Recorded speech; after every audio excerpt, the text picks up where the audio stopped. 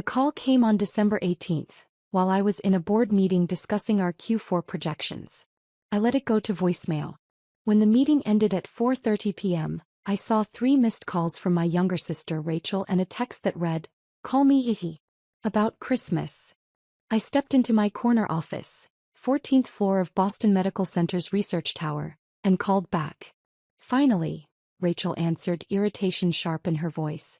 "I've been trying to reach you for hours. I was in a board meeting." "What's going on?" "It's about Christmas Eve. Mom and Dad's annual party." She paused. "We need you to skip it this year." I set down my coffee. "Excuse me. Look, don't make this a big thing. It's just, my boyfriend is coming. Dr. Marcus Chin. He's a cardiothoracic surgeon at Mass General and he's kind of a big deal. He's being considered for department head. And I've told him about our family. About how successful we all are. Dad's accounting firm, Mom's interior design business, me working in pharmaceutical sales." She trailed off. "But not about me. Natalie, come on. You know how it is. You're 34, still single, living in that tiny apartment, working some hospital job we don't really understand. Marcus comes from a family of doctors and academics. If he meets you and realizes you're, well, struggling, it's going to raise questions about our family." I looked at the wall across from my desk.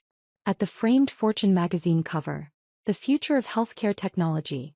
Meet Dr. Natalie Morrison, 32, whose AI platform is saving lives." At the Incorporated magazine, Innovator of the Year Award. At my credentials: MD from Johns Hopkins, MBA from Wharton, PhD in biomedical engineering from MIT. "What exactly did you tell Marcus about me?" I asked quietly. "I said you work at a hospital in an administrative role. Which is technically true, right? You do work at BMC. Rachel. Please, Nat. This is important to me. Marcus is the one. I can feel it. His family is hosting us for New Year's and I need everything to be perfect before then. Having you at Christmas with Mom asking you those pitying questions about your job and Dad making awkward comments about you still renting, it would ruin the image I've built." I heard rustling on the line, then my mother's voice joined. "Natalie, honey," Rachel put me on speaker. "Your father's here too." "Great." Mom's tone turned pleading. "Sweetheart, we're not trying to hurt you. We just want Rachel to have her moment. You understand, don't you? She's finally found someone wonderful and we don't want anything to complicate things." "By anything, you mean me." "That's not what we're saying," Dad interjected. "We're just thinking about first impressions. Marcus is very accomplished and Rachel wants to present our family in the best light. Maybe it's better if you sit this one out just this year. We'll do something special together after the holidays, just the 4 of us." I closed my eyes. "So you're all agreeing that I'm too embarrassing to attend my own family's Christmas?" "Don't be dramatic," Rachel snapped. "We're trying to be practical. You've always been the sensitive one, making everything about you." I said okay. Silence. You're okay with this?" Mom sounded surprised. "You've made your position clear. I won't attend Christmas Eve. Is there anything else?" "Well, so, thank you for understanding, sweetheart. We'll make it up to you, I promise." I hung up without responding. My assistant David knocked and poked his head in. "Dr. Morrison?" Dr. Chin from Mass General just confirmed his consultation appointment for the 27th. He's evaluating our cardiac monitoring AI for his department. I looked up sharply. "Dr. Marcus Chin? Cardiothoracic surgery." David checked his tablet. "That's him. Apparently he heard about our platform at the American Heart Association conference and wants to see a demo. The chief specifically requested you handle this one personally. Says Chin could bring the entire Mass General cardiac program into our client base." My hands were steady as I opened my calendar. "What time?" 2 p.m. on December 27th. "I've blocked your afternoon." "Perfect. Thank you, David." After he left, I pulled up Dr. Marcus Chen's profile. Harvard Medical School, top of his class. Cardiothoracic surgery residency at Johns Hopkins. Published extensively on minimally invasive cardiac procedures. Currently being considered for chief of cardiothoracic surgery at Mass General at age 37. Impressive credentials. He had no idea he was dating the sister of the woman whose technology he was coming to evaluate. the woman his girlfriend had deemed too embarrassing to meet. Growing up, I was always the weird one. Rachel was 2 years younger, bubbly and social, the daughter who brought home cheerleading trophies and prom queen crowns. She'd majored in communications, went into pharmaceutical sales, made a comfortable living, and lived in a trendy apartment in Cambridge that our parents helped her afford. I'd been the awkward kid who spent weekends in the library, who got a full scholarship to MIT at 16, who graduated with a triple major at 19. While Rachel was pledging sororities, I was publishing research papers. While she was dating football players, I was in medical school. My parents had never quite known what to do with me. "You're so serious all the time," Mom would say. "Can't you just relax and enjoy life like your sister?" Dad's version: "Not everyone needs 3 degrees, Natalie. Sometimes you need to know when enough is enough." I'd completed my MD at Johns Hopkins at 24. Then a PhD in biomedical engineering at MIT. Then an MBA at Wharton while working as a trauma surgeon at Boston Medical Center. At 28, I'd burned out completely. I'd been in the ER for 36 hours straight when I lost a patient. A 15-year-old girl with an undetected cardiac arrhythmia. Her EKG had looked normal. By the time we realized something was wrong, it was too late. I'd sat in the break room at 4 a.m. staring at her chart thinking, there has to be a better way. That's when I started building CareLink AI. The concept was simple: an artificial intelligence platform that continuously monitored patient vitals, recognized subtle patterns that humans missed, and predicted complications before they became catastrophic. The execution was brutally complex. Algorithms, machine learning, clinical trials, FDA approval, hospital integration. I'd used my savings, $400,000 from surgical work and smart investments, to build the first prototype. 18 months later, we had our first client, a small community hospital in Vermont. Within 3 years, we had 60 hospitals across 12 states. Within 5 years, we'd prevented over 2,400 documented patient deaths. Last year's revenue, $180 million. Current company valuation, $3.2 billion. I own 68% of it. Forbes had called me the surgeon who's saving more lives outside the OR than she ever could inside it. Fortune had profiled our AI platform as the future of preventive healthcare. The New England Journal of Medicine had published our outcomes data showing a 34% reduction in unexpected patient mortality at hospitals using our system. My family had no idea. When they asked about my work, I said, I work in healthcare technology at BMC, and changed the subject. When they saw my modest 2-bedroom apartment in Jamaica Plain, I didn't mention the $6.2 million penthouse I owned in Back Bay as an investment. When they assumed I was struggling financially, I didn't correct them. I wasn't hiding out of shame. I was conducting an experiment. Would they value me without the validation of success? Would they treat me with respect when they thought I was ordinary? The answer apparently was no. The week after Rachel's call, I threw myself into preparing for the Marcus Chen consultation. He's bringing his department head and 2 attending physicians, David informed me during our prep meeting. They want to see live demos, case studies, and integration timelines. Mass General would be our biggest client to date.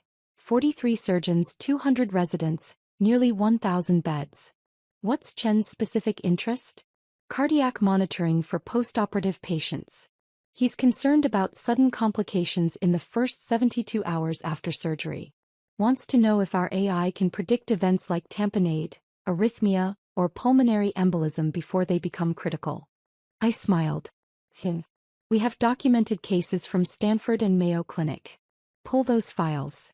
The irony wasn't lost on me. Marcus Chen wanted technology to save his patients' lives. My technology, built by the woman his girlfriend considered too unsuccessful to meet. On December 23rd, Rachel posted photos from her Christmas shopping trip on Instagram. Designer bags, expensive restaurants, captions about treating myself before the big family celebration.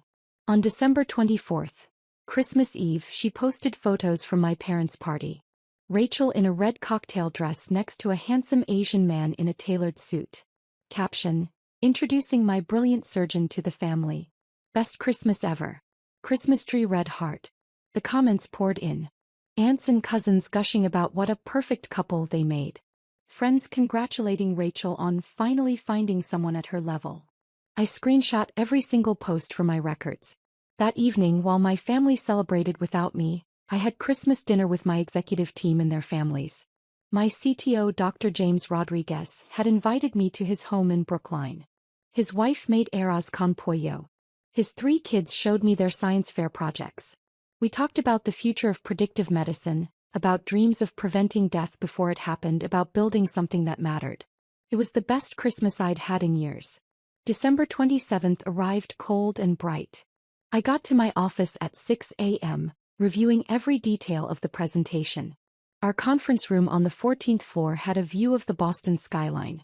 I'd arranged for our head of clinical integration to present case studies, our chief medical officer to discuss outcomes data, and our chief technology officer to demonstrate the AI platform live. But I'd insisted on doing the introduction personally. At 1:45 p.m. David knocked. Dr. Morrison, the Mass General team is here. Dr. Chen, Dr. Patricia Williams, she's the chief of surgery, and 2 attending physicians. Send them to conference room A. I'll meet them there in 5 minutes. I straightened my white coat, checked that my credentials were visible on the wall, MD, PhD, MBA, and walked to the conference room. Through the glass wall I could see them. Dr. Williams, a distinguished woman in her 60s. 2 younger attendings both taking notes. And Marcus Chen, tall and confident in scrubs and a white coat, gesturing animatedly as he explained something. He looked exactly like his photos. Handsome, polished, the kind of person who'd never been told no. I pushed open the door. Good afternoon. I'm Dr. Natalie Morrison, founder and CEO of CareLink AI. Welcome to Boston Medical Center. Dr. Williams stood immediately, extending her hand. Dr. Morrison, it's an honor. I've been following your work for 2 years. The mortality reduction data from your Stanford trial was extraordinary. Thank you. We're excited to discuss how CareLink could benefit Mass General's patients. I shook hands with the 2 attendings, then turned to Marcus. He was staring at me, hand extended, his expression polite but slightly puzzled. Dr. Chen, I said, gripping his hand firmly. Welcome. I understand you're particularly interested in postoperative cardiac monitoring. Yes. Thank you for meeting with us, Dr. Morrison. His voice was uncertain, like he was trying to place me. We sat. I gestured to the screen behind me where our company logo appeared. CareLink AI, with our tagline, predicting complications, saving lives. Before we begin the technical presentation, let me give you some context about CareLink's development.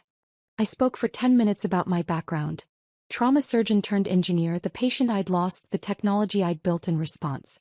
I showed them our FDA approval documentation, our clinical trial results, our client hospitals. Marcus was taking notes, but I caught him glancing at me repeatedly, his expression growing more confused. Then Dr. Williams said something that changed everything. Dr. Morrison, I have to ask. I thought I read somewhere that you have family in Boston. Is that right? I do. My parents live in Newton and my younger sister lives in Cambridge. What does she do? Pharmaceutical sales. Marcus's pen stopped moving. Pharmaceutical sales, he repeated slowly. Your sister works in pharmaceutical sales. That's correct. He set down his pen. His face had gone pale. What's your sister's name? I met his eyes directly. Rachel Morrison. The room went absolutely silent. Marcus stood up so abruptly his chair rolled backwards. You're Rachel's sister. Rachel's sister Natalie. I am. But she said you worked in hospital administration. Some entry-level position. She said you were. He couldn't finish the sentence. Dr. Williams looked between us, confused. Is there a problem? Marcus's voice came out strangled. Rachel is my girlfriend. I met her family on Christmas Eve. She told me she had a sister who wasn't attending because she had to work. She said you worked in a low-level hospital job and weren't really part of the family's success story. The 2 attending physicians shifted uncomfortably. I kept my voice professional. I see. Dr. Chen, I want to assure you that your relationship with my sister has no bearing on this consultation. You're here to evaluate technology that could benefit your patients. That's all that matters. You're the CEO, he said faintly. You founded this company. You're the woman on the Fortune magazine cover. I am. Rachel said she told me you were struggling. That you lived in a tiny apartment and worked some job nobody in the family understood. That's why you weren't at Christmas. She said having you there would give you the wrong impression of her family, I finished. Yes, I'm aware of her reasoning. Dr. Williams cleared her throat. Perhaps we should reschedule this meeting. That won't be necessary, I said calmly. Dr. Chin, I understand this is awkward. But you came here to evaluate whether CareLink AI can help your postoperative cardiac patients. Can we focus on that? Marcus sank back into his chair. His hands were shaking. I need to call Rachel. You can call her after the meeting. Right now, I have 3 of Mass General's top physicians in this room, and I'd like to show you technology that could save lives. Unless you'd prefer to leave. He stared at me, then at Dr. Williams, then back at me. No, he said finally. No, I want to see the presentation. For the next 90 minutes I walked them through everything. Case studies showing our AI predicting cardiac tamponade 47 minutes before clinical symptoms appeared. Data from Mayo Clinic demonstrating a 41% reduction in postoperative pulmonary embolisms. Live demonstrations of our platform identifying subtle arrhythmias that wouldn't be caught until the next scheduled EKG. Marcus asked sharp, intelligent questions. He was a good doctor, I could see that. He cared about his patients, understood the technology, recognized its potential. But every few minutes his eyes would drift to the wall behind me, where the Fortune magazine cover hung in a frame. My face, younger but unmistakable, with the headline, Healthcare Tech CEO of the Year, the surgeon who built an AI to save lives. When the presentation ended, Dr. Williams was beaming. This is exactly what we need. Dr. Morrison, I'd like to move forward with a pilot program immediately. 40 beds in our cardiac ICU 3-month trial, with the goal of full integration if outcomes match your data. We can have a proposal to you by Friday. Excellent. She stood, shaking my hand warmly. This has been one of the most impressive presentations I've seen. Your parents must be incredibly proud. The room temperature dropped 10 degrees. I smiled politely. I'm sure they would be if they knew what I did for a living. Dr. Williams blinked. They don't know. It's complicated. Family dynamics often are. I turned to Marcus.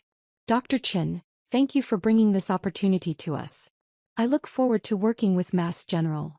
He stood, his face a mixture of shock, shame, and something else I couldn't identify. Dr. Morrison, could we speak privately? Just for a moment. I glanced at Dr. Williams. She nodded and ushered the other attendings out, murmuring about giving us a moment. When the door closed, Marcus turned to me, his composure cracking. I need to understand what's happening. Rachel specifically told me you weren't at Christmas because you'd be embarrassed. That you worked some low-level job and she was protecting you from meeting me because my family is accomplished, and it would make you feel bad about yourself. Is that what she told you? Yes. And now I find out you're a Fortune 500 CEO with 3 degrees and a company worth billions? That you've saved thousands of lives? What the hell is going on? I leaned against my desk. Marcus, what's going on is that my sister decided I was an embarrassment to her. That having you meet me would ruin the image she'd built of our family being successful. She asked me to skip Christmas and I agreed. But you're more successful than anyone in your family. I'm aware. Then why didn't you tell her? Why didn't you tell any of them? I met his eyes. Because I wanted to see if they'd value me without the success. If they'd treat me with basic decency when they thought I was ordinary. And they showed me they wouldn't. Marcus sank into a chair. Oh my God. For the record, Marcus, I don't hold this against you. You trusted your girlfriend's description of her family. That's reasonable. But you should probably ask yourself why she felt the need to lie about her own sister. His phone started buzzing. He pulled it out. It's Rachel.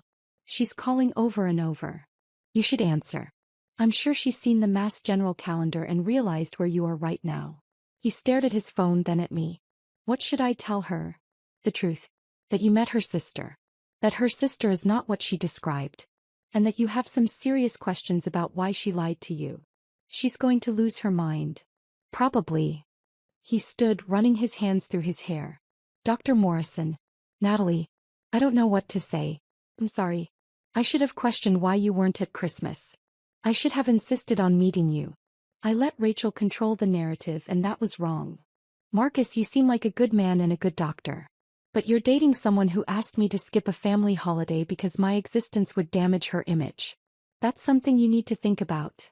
He nodded slowly. I will. And regardless of what happens with Rachel, I meant what I said in there. Your technology is incredible. Mass General needs this. Then we'll work together professionally. What happens with my family is irrelevant.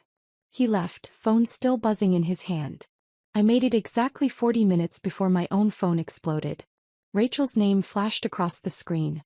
I let it ring through to voicemail. She called again immediately. Then again.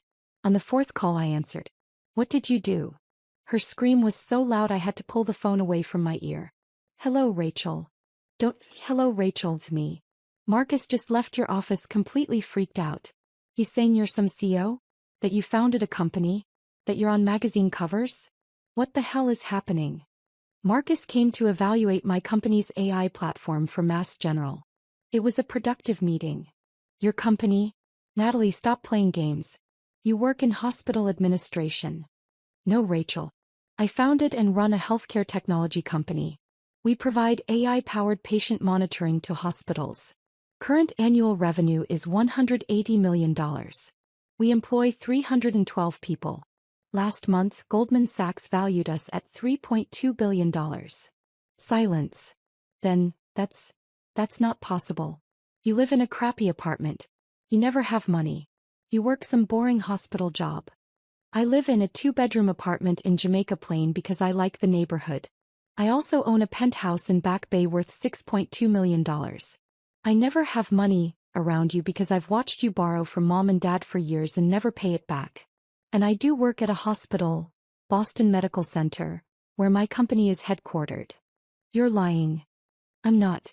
Google Natalie Morrison CareLink AI and see for yourself. I heard typing. Then a sharp intake of breath. Oh my God. It's true. There are articles. Forbes. Fortune. You're on a magazine cover.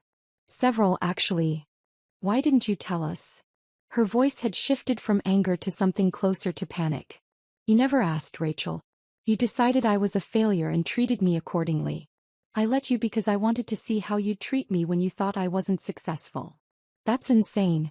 That's manipulative. Is it? Tell me, Rachel, if you'd known I ran a multi-billion-dollar company, would you have uninvited me from Christmas? Silence. That's what I thought. You sabotaged my relationship. You deliberately met with Marcus to humiliate me. Marcus requested a consultation 6 weeks ago, long before I knew he was your boyfriend. I had no idea who he was until his name appeared on my calendar. Unlike you, I don't structure my professional life around family drama. He's furious with me. He's questioning everything I told him about our family. Maybe you shouldn't have lied to him. I didn't lie. I presented things in a certain way. You do work at a hospital. You do live in a modest apartment. Those aren't lies. You told him I was too embarrassing to meet. That having me at Christmas would give him the wrong impression of our family. That I was struggling and you were protecting me. Those are lies, Rachel. I heard her breathing heavily. Then Mom's voice in the background. Rachel, what's happening? Let me talk to her. Mom wants to talk to you, Rachel said. Of course she does. There was shuffling, then Mom's voice, tight with confusion. Natalie? Rachel is very upset. She says you met Marcus today and told him some story about being a CEO. It's not a story, Mom. I am a CEO. I founded a healthcare technology company 7 years ago. We save lives using artificial intelligence. It's quite successful. Sweetheart, I don't understand. You never mentioned any of this. You never asked. You assumed I was struggling and I let you assume it because I wanted to see how you'd treat me. That's not fair. We've always supported you. You uninvited me from Christmas because Rachel thought I'd embarrass her boyfriend. You chose her image over my inclusion in my own family. That's not support, Mom. We were trying to help Rachel make a good impression. By hiding me. By presenting your family as successful while excluding the daughter who actually built something? How exactly is that helping anyone? Dad's voice joined in. Natalie, your mother and I are very confused. Rachel showed us these articles about you. They say you're worth billions. Is that true? My company is valued at $3.2 billion. I own 68% of it. So yes, my stake is worth approximately $2.17 billion on paper. Complete silence. Then Dad, $2 billion. Approximately. And you never thought to mention this to your family? I mentioned it repeatedly, Dad. I told you I was working in healthcare technology. I told you I was building something important. You told me I had too many degrees, that I needed to relax like Rachel, that I was too serious. You decided I was the family failure without ever asking what I'd actually built. We didn't decide you were a failure. You excluded me from Christmas, Dad. Rachel explicitly said having me meet her boyfriend would give the wrong impression because I was struggling. You and Mom agreed. That's deciding I'm a failure. Mom's voice cracked. We made a mistake. Yes. You did. Can we fix this? Dad asked. Can you come to dinner? We need to talk about this properly. Why? So you can celebrate now that you know I'm successful? So you can tell your friends your daughter is a billionaire? Where was this interest when you thought I was ordinary? That's not fair, Rachel interjected, her voice venomous. You're punishing us for trying to protect my relationship. I'm not punishing anyone, Rachel. I'm running my company. Marcus came to evaluate my technology because he wants to save his patients' lives. The fact that it's inconvenient for you is irrelevant. He's talking about breaking up with me. He says he can't trust someone who lied about their own sister. Then maybe you shouldn't have lied about your own sister. I hate you. The line went dead. 2 minutes later, my phone buzzed with a text from Marcus. I'm sorry about Rachel. For what it's worth, I told her we're done. I can't be with someone who treats family that way. Thank you for your honesty. Looking forward to working together professionally. I replied, I'm sorry it ended that way. You deserve someone who values integrity. I'll have the Mass General proposal ready by Friday. The next morning, my parents appeared at my office. David buzzed me. Dr. Morrison, there's a Mr. and Mrs. Morrison here to see you. They don't have an appointment, but they're insisting it's urgent. Send them in. My parents walked into my office looking smaller than I remembered. Older. Mom's eyes were red from crying. Dad's face was gray with stress. They both stopped when they saw the space. The harbor view. The awards on the wall. The Fortune cover. The credentials. Natalie, Mom whispered. This is really your office? It is. Dad walked to the wall reading my degrees out loud. Doctor of Medicine, Johns Hopkins. PhD in Biomedical Engineering, MIT. MBA, Wharton. He turned to me. When did you do all this? Over the last 15 years. While you were asking when I'd settle down and be normal like Rachel. He flinched. Mom sat down uninvited. Marcus broke up with Rachel last night. She's devastated. I'm sorry to hear that. Are you? Mom's voice turned sharp. You don't sound sorry. You sound satisfied. I'm sorry Rachel is hurt. I'm not sorry that Marcus realized she lied to him. Those are two different things. She didn't lie. Dad protested. She just didn't have all the information. She had 12 years to ask for information. He chose not to. She chose to assume I was struggling and to treat me accordingly. I leaned back in my chair. Did you come here for a reason? I have a meeting in 20 minutes. We came to apologize, Mom said quietly. We were wrong. About Christmas. About how we've treated you. About everything. Okay. That's it. What do you want me to say, Mom? Thank you for apologizing after you found out I'm successful? Thank you for valuing me now that I'm someone important. That's not fair. Dad's voice rose. We always valued you. You excluded me from a family holiday because Rachel thought I'd embarrass her. You told me to skip Christmas so I wouldn't give her boyfriend the wrong impression. Those are your exact words. I stood up. You valued the idea of a successful family more than you valued me as a person. We made a mistake, Mom pleaded. Can't you forgive us? Eventually, maybe. But not today. Not when you're only here because you found out I'm worth billions. If Marcus hadn't walked into this office, if he hadn't told Rachel who I really am, you'd still think I was the family failure. You'd still be planning future holidays without me to protect Rachel's image. Dad's shoulders sagged. What can we do to fix this? Figure out whether you want a relationship with me as I actually am, or whether you only want a relationship with the successful version that makes you look good. I checked my watch.